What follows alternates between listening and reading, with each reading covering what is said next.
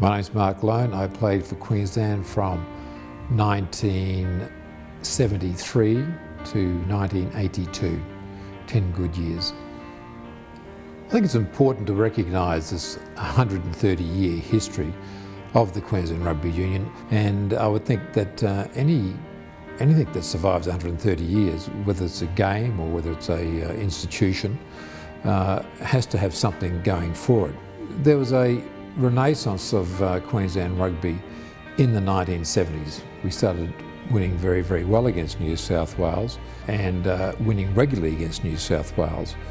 And I'd like to think that that the game itself of rugby was a spearhead for a renaissance of Queensland generally. There's one great game that stands out in my mind, and particularly for those people who actually saw the game. In fact, I spoke to a few old Queenslanders after the game, and they said that having waited for so long, they're never willing to die after having seen the result on that particular day. And that was the day where Queensland beat New South Wales 42 points to 4. So I think on that day a lot of bad memories were laid to rest, perhaps 80, 90 years of bad memories where Queensland had felt quite inferior. All of a sudden they were even starting to feel more than equal, but perhaps even superior.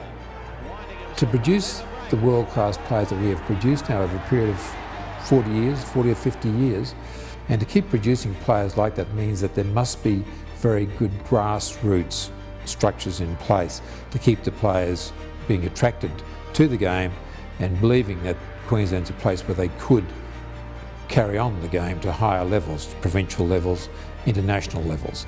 Well, I think some of the most beautiful things in life have to do with a sense of place.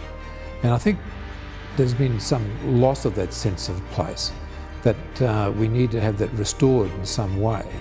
We need to have some place where we can go to and recapture parts of that 130-year history.